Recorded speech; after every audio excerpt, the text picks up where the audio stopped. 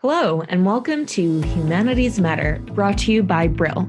I'm Lee Chung Greco, and this week we'll be looking at key issues in the field of humanities.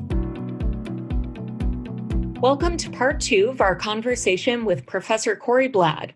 We're talking about his paper, Searching for Saviors, Economic Adversities, and the Challenge of Political Legitimacy in the Neoliberal Era.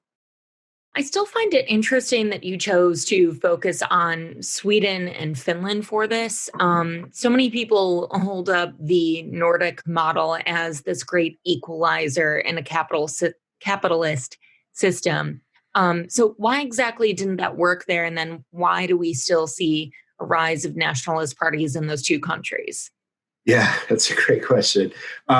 This was definitely intentional, and part of my interest in kind of examining, Nordic model welfare capitalism is to kind of highlight not necessarily the differences, but the similarities. And one of the things that you see, and this comes out in the paper a little bit more explicitly, is that there are tremendous similarities in terms of increased cost burdens and increased costs associated with really just daily life within the context of both Sweden and Finland. Traditionally, the idea of welfare capitalism was that these costs could be mitigated, or the impact of these cost increases could be reduced by, either through the mechanism of state regulation in some capacity, or through the kind of actual provision of services in a more specific way, where the state will pay for these. You don't have to pay for these. You do indirectly through taxes, but you get my point. So that kind of reality comes into conflict with the fact that nationalist parties are tremendously ascendant in these economies just as much as they are in more quote unquote liberal capitalist economies like the Anglo-American model in the UK and the US. So it can't just be kind of singular effects that or singular causes that are producing this kind of rise of overall nationalism. And one of the things that I've been wanting to kind of highlight is that it really is a kind of a combination of factors that have allowed common conditions to really kind of dictate political outcomes. And in that vein, the idea that even in welfare, kind of broadly generous welfare capitalist economies and societies, you can still have challenges to everyday life in exactly the same way that you have in other economies and in other societies, whether we're talking about, a more, Atlantic capitalist traditional model or and anywhere else in the context of the world. And obviously there are tremendous differences there. But the problem ends up becoming that welfare capitalism, for all of its kind of broad scale benefits, and there are many, isn't able to kind of do much in terms of shifting economic realities, in terms of industry standards, in terms of overall kind of broad scale economic change. So, one of the kind of hallmarks of the 70s and 80s has been kind of a decrease in manufacturing capacities, particularly in formerly or still affluent, but formerly dominant affluent capitalist economies like those in Europe and North America. So this manufacturing decline has really placed a tremendous emphasis on kind of retraining broad scale portions of the population. So higher education, tertiary education becomes much more fundamental. That in a European context, or it varies, of course, but in a continental context, comes with the expectation that that's a social reality that needs to be provided for with regards to, state provision. And in Scandinavian economies, that's true, although it is shifting a bit. But the kind of underlying notion that you now have to have that higher education in order to engage with this new form of service and knowledge economic work, in order to get the salaries that are going to allow you to kind of deal with increased cost burdens, becomes a much more kind of daunting perspective. So ultimately, again, long story short, and I know I'm being long-winded here, I apologize for that. The kind of underlying notion of economic shift. So the population that dominated manufacturing in Sweden, in Finland, really in many other places, tended to be male, and tended to be kind of, you didn't necessarily need a tertiary education in order to succeed in an economy that was dominated by manufacturing jobs. You could make a good living, didn't have to, quote unquote, waste 4 years, getting a college degree, and could really enter into the large scale economy as a laborer, as a consumer, and as a participatory member of either Swedish or Finnish society. As that shifts and changes, you have a population that essentially feels left behind because they haven't shifted. In many cases, the ability to kind of, move to Helsinki or move to Stockholm and just, kind of get a nice cushy tech job becomes, daunting, if not impossible, for large portions of the population. And as that population starts to kind of increase in their consumptive capacity and in their ability to produce and consume, the other portion of the population becomes de-emphasized because they're no longer really kind of predominant members of a growth sector of the economy. That's true of a lot of places, particularly in advanced capitalist economies. So the reality is that the same shifts and changes that happened in the UK, the United States, Canada, et cetera, happened in Scandinavia as well. So they've taken longer to kind of show up because of that kind of increased buffer of the welfare state. But for all intents and purposes, even that buffer has proven really kind of unable to deal with large scale changes in how people make their money, or in this case, how people make less and less money over time. Did you see that was as dramatic in Scandinavian countries as it was in, you mentioned the UK. This is the case in the US as well, where a lot of the frustration is sort of two-pronged, at least here in the US. You have this economic adversity. You have, for example, white males who didn't need higher education before to get a very dependable job with benefits.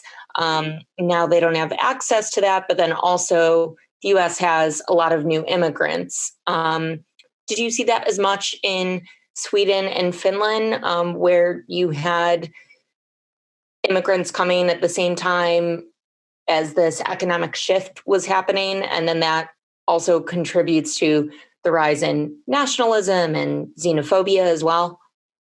Right. Great question. So one of the reasons why I picked the juxtaposition of Sweden and Finland is because of their disproportionate immigration demographics. Sweden has been a high in-migration country, particularly as of late, the end of the 2000s into the 2010s, as a result of the various refugee crises, kind of beginning in predominantly East African exodus to the Syrian conflict that just generated huge numbers of refugees and people experiencing unimaginable hardship. So as those refugee populations and as, kind of the usual kind of flow of labor migration into Sweden increased dramatically during this period, you had a little bit of an increase in Finland, but nowhere near as much. And that's kind of very explicitly kind of borne out in the overall in-migration statistics. So if immigration was the quote unquote cause for the rise of nationalist parties, we should see a dramatic increase in nationalist support in high immigration receiving countries. And we do to a certain extent. If you take a look at France, and if you take a look at the UK, and if you take a look at the US, and if you take a look at Sweden, you do see kind of dramatic increases. But you also see this increase in low migration countries. Like Finland, for example, or Hungary is another kind of wonderful example. So, and in some countries, Greece, for example, which has really been a really incredible example of kind of a conduit country, in between these centers of outmigration and right on the border of in-migration centers, Germany, France, Sweden, for instance. You see, certainly a bump in nationalist party support, but you don't necessarily see in Greece that kind of broad scale support that you've seen in other places. So it doesn't appear that immigration can be a monocausal factor in the overall increase of this nationalist party support. So and in fact, if you look at Finland, support for the Finns party is much more kind of formalized, and it's a much more kind of integral part of the Finnish parliament over the past, in a much more kind of integrated way than, for example, the Sweden Democrats, who just now in the past election kind of ascended to this kind of position of significant influence within the Swedish parliament. So you've got this kind of similar trajectory in terms of nationalist party increase with very, very divergent potential causes. This doesn't mean that increased numbers of immigration and increased numbers with regards to immigration isn't a factor. It does mean that it's not the factor. I would argue that a much more consistent causal factor is the kind of sustained adversities and the increasing downward costs, the increasing burden placed on households in terms of, having to provide larger percentages of overall annual income towards housing, food, education, healthcare, all of these different costs. That commonality, it underlies increased overall support for nationalist parties. And you see this in terms of the limited amount of voting data that we have. And you see this kind of this underlying influence with regards to the kind of broad scale popular support for overall groups. And one of the kind of,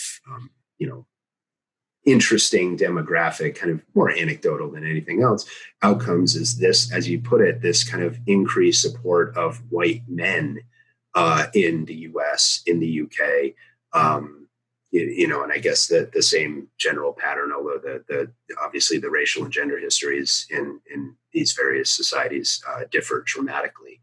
But the support of a very common constituency in all of these respective countries for nationalist parties, or at least nationalist party platforms, and in nationalist party